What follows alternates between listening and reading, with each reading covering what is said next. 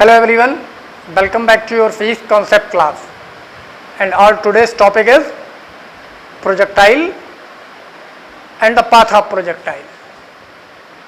So let me understand what is a projectile and the projectile motion.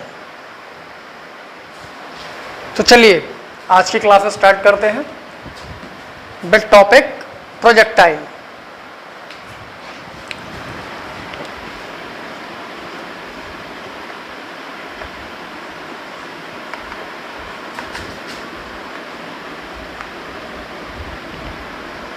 This is our topic of day, projectile motion. तो सबसे पहले तो हम understand करते हैं कि प्रोजेक्टाइल है क्या और प्रोजेक्टाइल मोशन क्या है. तो let me clear you. whenever we throw an object in a direction other than the vertical upward, it moves on a curved path. This motion is called the projectile motion, and the throwing object is called the projectile, and the path followed by the throwing object is called trajectory. तो clear करते हैं projectile है क्या. जब हम किसी भी object को लाइक ए मार्कर है और इसको हम एयर में थ्रो करेंगे, किस डायरेक्शन में, other than the vertical direction. Vertical का मतलब जस्ट एन एंगल 90 डिग्री ना हो हॉरिजॉन्टल से, बिल्कुल सीधे सीधे ऊपर की तरफ नहीं, इस डायरेक्शन से कुछ अलग डायरेक्शन में, मतलब 90 ना हो के किसी और एंगल पे ऐसे थ्रो करेंगे. तो ये आप इमेजिन कर सकते हैं या प्रैक्टिकली आप देख भी सकते हैं. जो पाथ फॉलो करेगा वो स्ट्रेट लाइन तो नहीं होगा, वो एक कर्व पाथ होगा. और कर्व पाथ होगा और कहाँ है, अर्थ के ऊपर है. तो अर्थ के ऊपर होने वाला मोशन में कौन सा एक्सेलरेशन वर्क करेगा एक्सेलरेशन ड्यू टू ग्रेविटी. और एक्सेलरेशन ड्यू टू ग्रेविटी जब वर्क करेगा तो ये कर्व पाथ पे मूव करके वापस ग्राउंड लेवल पर आ जाएगा. तो जिस ऑब्जेक्ट को भी आपने फेंका है, थ्रो किया है, उसको हम क्या बोलेंगे, क्योंकि आपने उसको प्रोजेक्ट किया है तो उसको हम बोलेंगे प्रोजेक्टाइल. जो ये पाथ फॉलो करेगा वो पाथ को हम बोलेंगे ट्रेजेक्ट्री, और इस पूरे मोशन को हम क्या बोलेंगे, प्रोजेक्टाइल मोशन. ओके. तो सबसे पहले हम डायग्राम से अंडरस्टैंड करते हैं. सपोज करिए कि this is the ground level. मैंने इसको ग्राउंड लेवल सपोज कर लिया है, and we throw an object from this point. इस पॉइंट को हम कोई पॉइंट सजेस्ट कर लेते हैं, O point, at an angle theta which is less than 90 degree. Means vertical direction में नहीं है, वर्टिकल से हटके कुछ और डायरेक्शन में है. तो it moves on a curve path such as and returns back to the ground. Okay. ये उसी लेवल पे वापस आएगा. फॉर एग्जाम्पल अगर हमने यहाँ से थ्रो किया है तो थ्रो करते समय ये हॉरिजॉन्टल लाइन है जिसको मैं ये शो कर रहा हूँ, और ऐसे आपने थ्रो किया है तो ये ऐसा पाथ फॉलो करके वापस इसी लेवल पे आएगा और फिर नीचे चला जाएगा. और अगर जस्ट ग्राउंड पे से थ्रो कर रहे हैं तो यहाँ पे आके हिट करेगा. तो ये देख रहे हैं ना आप, ये कर्व है. और ये मोशन किसके अंडर हो रहा है, under the acceleration due to gravity हो रहा है. इसी मोशन को हमने प्रोजेक्टाइल मोशन बोला है. और ये जो पाथ इसने फॉलो किया है इसको हम बोलेंगे ट्रेजेक्ट्री. तो सबसे पहले यहाँ पर कोई ऑब्जेक्ट है जिसको हमने थ्रो किया है, किस एंगल से, with in initial velocity u and with in angle theta. और आप देख सकते हैं 90 डिग्री डायरेक्शन ये होता है y एक्सेल, लेकिन हमने 90 से कम एंगल पे इसको थ्रो किया है. ओके. तो ये इस पाथ पे मूव करेगा और ये वापस आ जाएगा फिर से ग्राउंड लेवल पे. तो ये जो मोशन है इसको हम बोलेंगे प्रोजेक्टाइल मोशन. तो हम क्या डेफिनेशन दे सकते हैं, whenever we throw an object other than the an object upward other than the vertical direction, it moves on a curved path under the constant acceleration due to gravity. This motion is called the projectile motion, and the path followed by the object is called the trajectory, and the object which is thrown is called projectile. तो अब देखते हैं कि इसमें क्या क्या हो रहा है. तो प्रोजेक्टाइल मोशन की क्या होता है ये तो आप समझ गए होंगे. और under the constant acceleration due to gravity इसमें कंडीशन है, क्योंकि आपको पता है कि हाइट बढ़ने के साथ जैसे हम अर्थ से ऊपर जाते हैं एक पर्टिकुलर हाइट के बाद में अर्थ की ग्रेविटी डिक्रीज होती है. और एफआई डेप्थ में होता है, जो हम आगे आने वाले चैप्टर्स में पढ़ेंगे कि acceleration due to gravity decrease होती है above the surface of earth जाने पर और below the surface of earth जाने पे। अभी सिर्फ इतना अंडरस्टैंड करते हैं कि ये जो मोशन हमने एज्यूम किया है ये under the constant acceleration due to gravity है, मतलब इसके पूरे पाथ पे ग्रेविटी चेंज नहीं हो रही है, ये इतनी हाइट पे नहीं गया है कि ग्रेविटी चेंज हो पाए। तो ये जो मोशन है, तो सबसे पहले तो डेफिनेशन की बात करते हैं।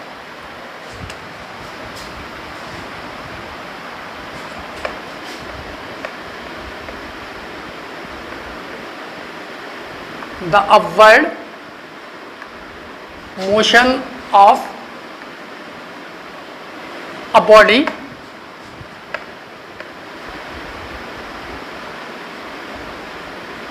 under the constant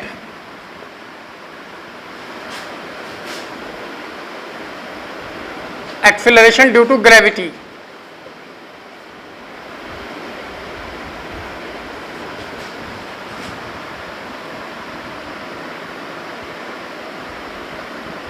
is called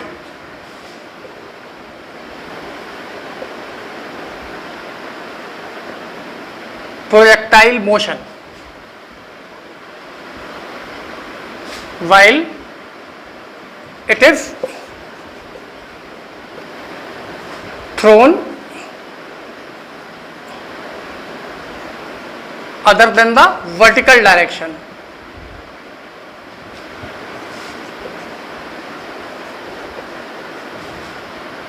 other than the vertical direction, bracket में यहाँ लिख देता हूँ theta is less than 90 degree. तो आप एक बार फिर अंडरस्टैंड कर लिए, the upward motion of a body under the upward motion का मतलब वर्टिकल अपवर्ड नहीं, अपवर्ड तो है लेकिन वर्टिकली नहीं। The upward motion of a body under the constant acceleration due to gravity is called projectile motion while it is thrown other than the vertical direction.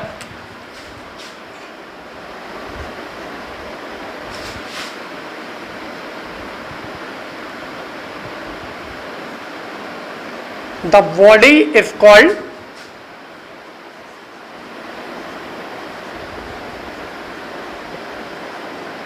Projectile, जिसको आपने throw किया उसको हम प्रोजेक्टाइल बोलेंगे। And the path of body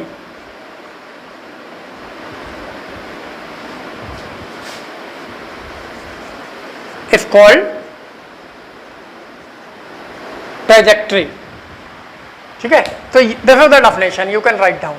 तो आप चाहें तो वीडियो को दोबारा देख के स्क्रीन पॉज करके डेफिनेशन नोट डाउन कर सकते हैं। The upward motion of a body under the constant acceleration due to gravity is called the projectile motion while it is thrown other than the vertical direction that is theta is less than 90 degree. The body is called projectile, जिसको आपने throw किया, and the path of body is called the trajectory.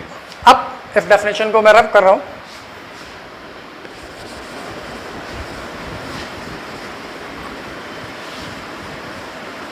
तो ये तो बात हुई projectile motion की। अब मैं इस डायग्राम में दिखाता हूँ। आपने यहाँ से एक बॉडी थी जिसको आपने थ्रो किया, ओके, डायग्राम क्लियर करते हैं। इस बॉडी को आपने थ्रो किया, इनिशियल स्पीड यू प्रोवाइड की, इंक्लाइनेशन थीटा लिया। तो ये जो बॉडी है जिसको आपने थ्रो किया है इसको बोलेंगे प्रोजेक्टाइल, और ये जो पाथ है इसको बोलेंगे ट्रैजेक्टरी, और ये जो पूरा मोशन है ये है प्रोजेक्टाइल मोशन। ठीक है, अब दूसरी बात, प्रोजेक्टाइल भी दो तरीके के होते हैं। अगर हम टाइप्स की बात करें, पहले प्रोजेक्टाइल फिर टाइप्स।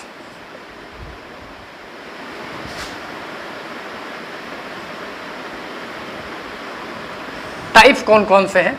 सबसे फर्स्ट पहली बात हम करते हैं हॉरिजॉन्टल।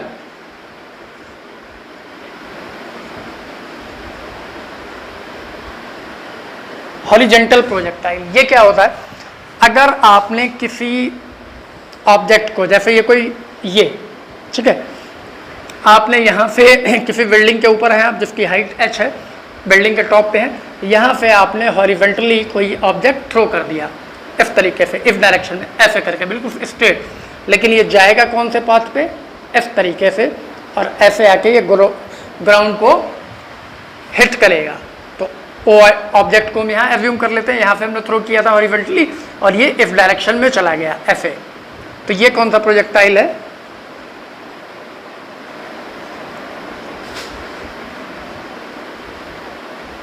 Horizontal projectile. ये हुई first condition.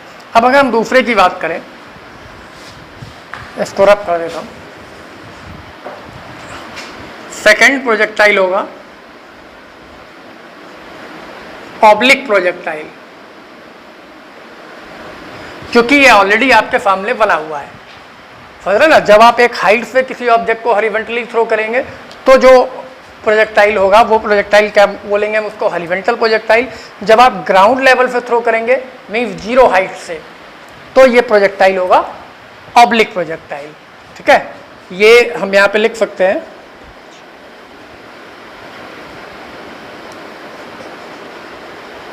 From a height. जब एक हाइट से इसको लीव किया गया, लीव फ्रॉम अ हाइट और थ्रोन फ्रॉम अ हाइट। और ऑब्लिक की बात ये होगी, ऑब्लिक प्रोजेक्टाइल यही है जो ऊपर बना हुआ है। अपने ग्राउंड लेवल से इसको थ्रो किया और ये वापस ऐसे ग्राउंड को आके हिट कर देगा। ये बात, ये ऑब्लिक प्रोजेक्टाइल है। और ये क्या होगा? From ground level. ये ग्राउंड लेवल से अगर थ्रो किया गया है तो समझ गया ना? टाइप ऑफ प्रोजेक्टाइल, एक तो प्रोजेक्टाइल मोशन की बात हो गई, अब टाइप ऑफ प्रोजेक्टाइल की बात हो गई। एक हॉरिजॉन्टल प्रोजेक्टाइल हो गया और एक ऑब्लिक प्रोजेक्टाइल हो गया। तो ये जो पूरा डायग्राम बना हुआ है, जो आपने ग्राउंड लेवल से थ्रो किया है मीन जीरो हाइट से, तो ये क्या है? ऑब्लिक प्रोजेक्टाइल है। और जब आपने किसी हाइट से थ्रो किया है, जैसे आप यहाँ से कोई किसी बिल्डिंग के ऊपर खड़े होकर उसके टॉप से थ्रो करते हैं, या अपनी हाइट को एज्यूम करें, इसको भी आप हाइट से थ्रो कर रहे हैं, हॉरिजॉन्टली ऐसे आपने फेंका तो ऐसा पाथ फॉलो करके नीचे आ जाएगा। ये कौन सा है? हॉरिजॉन्टल प्रोजेक्टाइल है। तो प्रोजेक्टाइल तो क्लियर हो गया। अब हम क्या करेंगे? अब हम इसके पाथ के बारे में जानने कुछ। ये तो पता चल गया कि कर्व है, वो तो आपको डायग्राम में भी देख रहा है कि ये स्ट्रेट लाइन नहीं है, कर्व पाथ है। लेकिन ये जो कर्व पाथ है इसका शेप कौन सा है? ये सर्कल है, एलिप्स है, पैराबोला है, हाइपरबोला है, स्ट्रेट लाइन है, ठीक है, क्या है? तो वो कैसे रिप्रेजेंट होगा? वो रिप्रेजेंट होगा इसके मोशन की इक्वेशन फाइंड करने से। इसके मोशन की जो इक्वेशन आएगी वो जिस भी कॉनिक से मैच कर रही होगी, स्ट्रेट लाइन से, सर्कल से, पैराबोला से, हाइपरबोला से, एलिप्स से, वही इसका पाथ होगा। तो लेट्स सी चेक। तो ये चाहे तो आप ये भी नोट डाउन कर सकते हैं बाय पॉजिंग द स्क्रीन।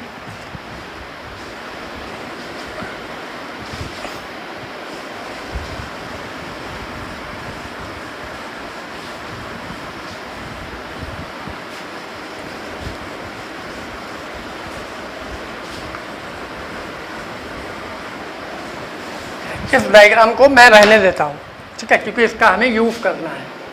तो आप देख सकते हैं, this is the horizontal direction, that is the x along the x axis and this is the vertical direction along the y axis. अब इसका हमें पाथ फाइंड आउट करना है। पाथ, तो सबसे पहले तो हमने देखा it is u is the initial velocity given to the projected object. Projectile को जो हमने वेलोसिटी दी है वो कितनी है? u। और ये मोशन दो डायरेक्शन में हो रहा है, तो यहाँ पे आप नोट भी कर सकते हैं।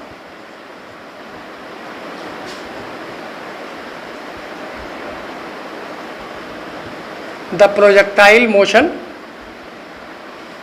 is always in two directions.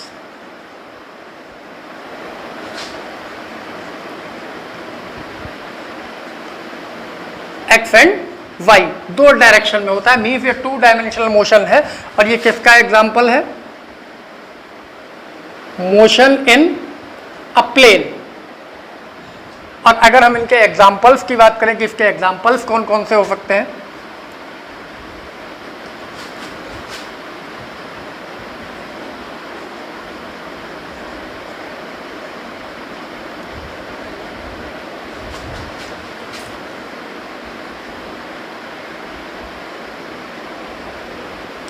A bomb release from a height, किसी हाइट से डाला गया बम, ठीक है, ये फर्स्ट एग्जाम्पल हो सकता है।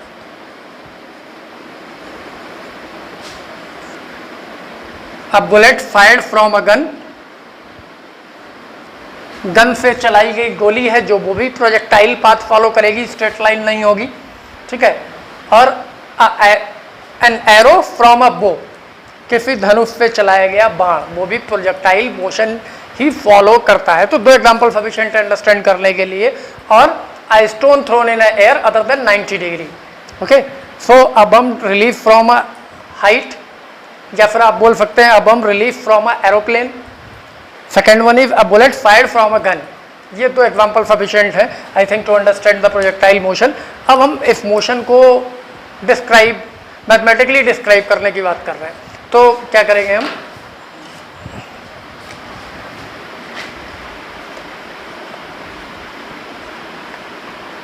let an object if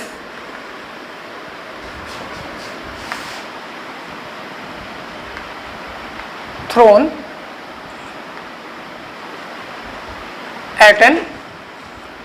upward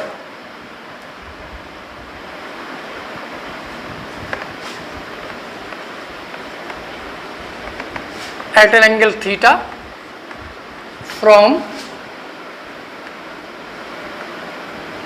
horizontal direction with an initial speed, initial velocity u, okay, as shown, जैसा आप डायग्राम में देख पा रहे हैं। So now this motion is in two direction, दो डायरेक्शन में, मीन्स दो डायरेक्शन कैसे, ये जब आपने यहाँ से थ्रो किया है तो सपोज करिए जब ये यहाँ पे था इस पॉइंट पे, ठीक है, इस पॉइंट को हम पी सपोज कर लेते हैं, तो ये क्या हुआ कि ओ पॉइंट से यहाँ आगे भी आ गया, मीन्स एक्स के अलॉन्ग भी मूव कर गया और वाई के अलॉन्ग भी, एक्स और वाई दो डायरेक्शन में एक साथ। मगर अगर हम यहाँ पे इसको मेंशन करें, सपोज करें ये डिस्टेंस अगर इसने एक्स ट्रेवल कर ली है, जब ये पी पॉइंट पे पहुँचा है, और वाई हाइट अटेंड कर ली है, मीन्स इस पी के कोऑर्डिनेट एक्स और वाई होंगे, तो ये एक साथ दो मोशन कवर कर रहा है। तो इसका मतलब इसके पास दो डायरेक्शन में वेलोसिटी भी है, एक्स के अलॉन्ग भी है और वाई के अलॉन्ग भी। ये आई कहाँ से, तो ये u हमने तो एक इनिशियल वेलोसिटी दी थी, इसके दो कंपोनेंट हो गए। रेवोल्यूशन ऑफ वेक्टर हम अपनी लास्ट क्लासेस में पढ़ चुके हैं।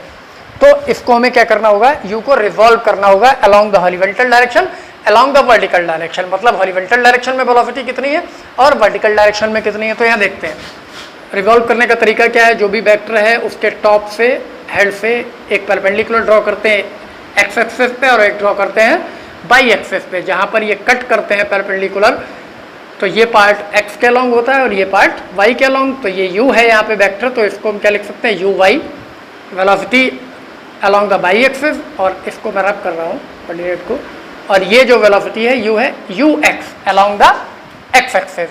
ये पॉइंट्स मैं सिर्फ अंडरस्टैंड करने के लिए बताया था कि दोनों ही डायरेक्शन में मोशन होता है, इसकी नीड अब यहाँ नहीं है, ठीक है, ओके। तो u x and u y, तो if u x and u y with the velocities, और डायरेक्टली लिख लेते हैं u x and u y with the horizontal and vertical,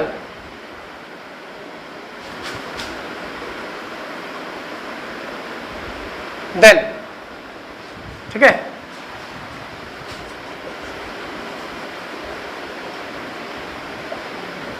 तो u x की वैल्यू क्या होगी, u cos थीटा, और u y की वैल्यू होगी u sin theta. You already know that vertical component sine में होता है और हॉरिजॉन्टल कंपोनेंट कोसाइन में होता है when the angle is measured from the horizontal. Okay, जब हम थीटा किधर से मेजर करते हैं, एक्स डायरेक्शन से मेजर करते हैं, तो किसी भी वेक्टर का हॉरिजॉन्टल कंपोनेंट कोसाइन में होता है। मीन्स जैसे ये वेक्टर ए होता है तो ए कॉस थीटा और ये वाला ए साइन थीटा। तो यहाँ u वेक्टर है तो इसका horizontal component u cos theta horizontal होगा और वर्टिकल u साइन थीटा होगा। मीन्स, और चाहे तो आप ट्रायंगल प्रॉपर्टी भी यूज कर सकते हैं। यहाँ पे अगर हम कॉस थीटा लेते हैं, cos theta equals to base upon hypotenuse, base is u x, hypotenuse is u, तो u x upon u is cos theta, that is u x equals to u cos theta, same as u y. तो इसको आप first और second assume कर सकते हैं या ऐसे ही रहने दीजिए, ठीक है। अब if if the object covers a horizontal distance x in time interval t, then x equals to, हमने ये सपोज कर लिया है कि ये टाइम t में, अब मैं दोबारा से वही पॉइंट आपको दिखा देता हूँ, सपोज कर लिए यहाँ पॉइंट p पे आ गया और ये जो डिस्टेंस है यहाँ से यहाँ तक की x, इतनी इसने हॉरिजॉन्टल कवर कर ली है t टाइम में, और इसी टाइम में इसने इतनी हाइट अटेंड कर ली y, तो यहाँ कोऑर्डिनेट दोबारा लिख देता हूँ x y। सो हमने एज्यूम किया है if the object covers a horizontal distance x in the interval, in the time interval t, then horizontal distance का फॉर्मूला क्या होगा, horizontal velocity into the time, that is ux into t, और ux की value क्या है, u cos theta into t, तो we can write here the value of t is x upon u cos theta, consider it as a first equation. Okay, ये notice में जो मैंने part लिखा है, the projectile motion is always in two directions along x and along y, this is the example of motion in a plane, and its example are a bomb released from a height, a bullet fired from a gun, a stone thrown in the air and some other example। तो ये चाहे तो आप note down कर सकते हैं, तो need नहीं, मैं इनको रब कर रहा हूँ। ओके, ये आपकी फर्स्ट इक्वेशन हो गई। अब let the object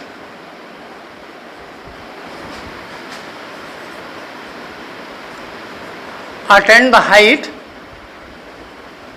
by in the same interval of time,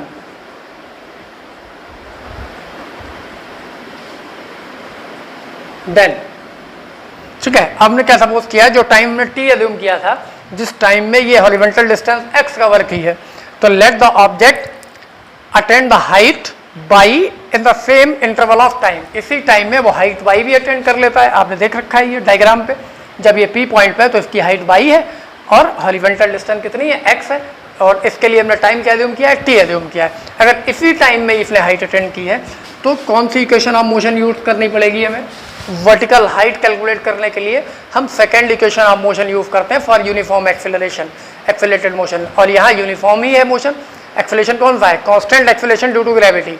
तो सेकेंड इक्वेशन क्या होती है, h equals to ut minus half g t square, minus इसलिए कि मोशन नीचे से ऊपर की तरफ है, अपवर्ड डायरेक्शन में, और ऊपर से नीचे की तरफ होता है तो प्लस होता है। तो यहाँ पे हम लिख सकते हैं फ्रॉम, मैं यहाँ पे लिखता हूँ from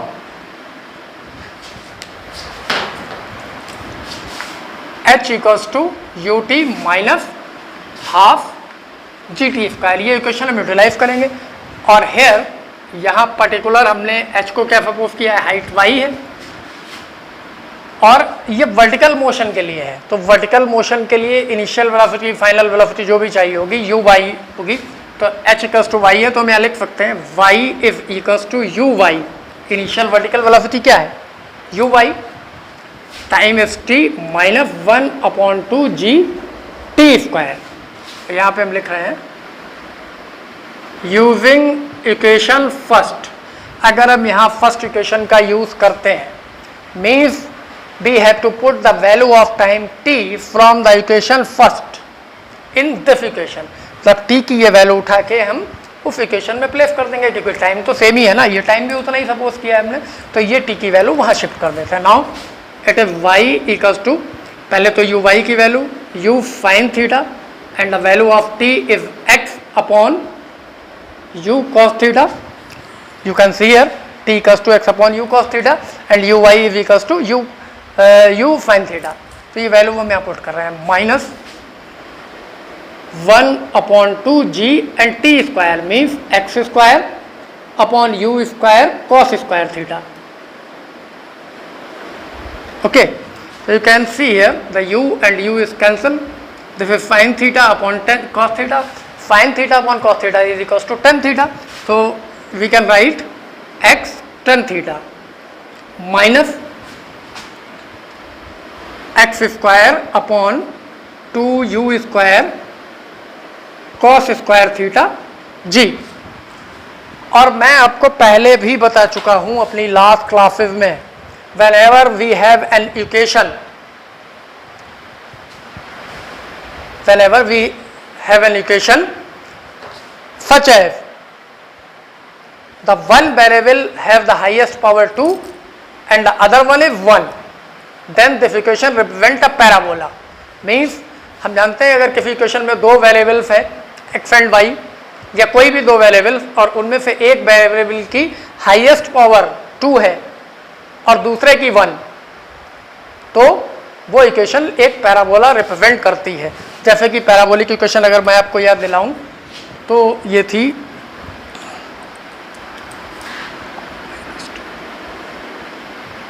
y square equals to 4ax या फिर y square equals to y equals to ax plus vx square. ये सारी इक्वेशंस किसको रिप्रेजेंट कर रही हैं? पैराबोला की। दोनों में आप ध्यान से देखिए, यहाँ x और y में इक्वेशन है, x की मैक्सिमम पावर 1 है और y की मैक्सिमम पावर 2 है, तो ये एक पैराबोला को रिप्रेजेंट करेगी। अगर हम यहाँ पे लिखते हैं x square equals to 4ay तो भी ये पैराबोला होता, और ये y equals to ax plus bx square, ये भी एक पैराबोला को रिप्रेजेंट कर रही है। क्यों? क्योंकि y की यहाँ मैक्सिमम पावर 1 है और x की मैक्सिमम पावर यहाँ 2 है। ऑल्दो यहाँ x की पावर 1 भी है, लेकिन पूरी इक्वेशन में x की मैक्सिमम पावर कितनी है? 2, तो ये इक्वेशन भी पैराबोला को रिप्रेजेंट कर रही है। तो on comparing this equation with the equations of conics, तो you can see here this equation, इसमें y की मैक्सिमम पावर 1 है और x की मैक्सिमम पावर कितनी है? 2 है। तो ये कौन सी इक्वेशन होगी? दिस इक्वेशन रिप्रेजेंट है पैराबोला। और जब इसकी इक्वेशन पैराबोला का रिप्रेजेंट कर रही तो इसका पाथ कैसा होगा? पैराबोलिक होना चाहिए। सो हम पहले इसको मार्क करते हैं, फिर यहाँ पे लिखते हैं this is the equation of a parabola,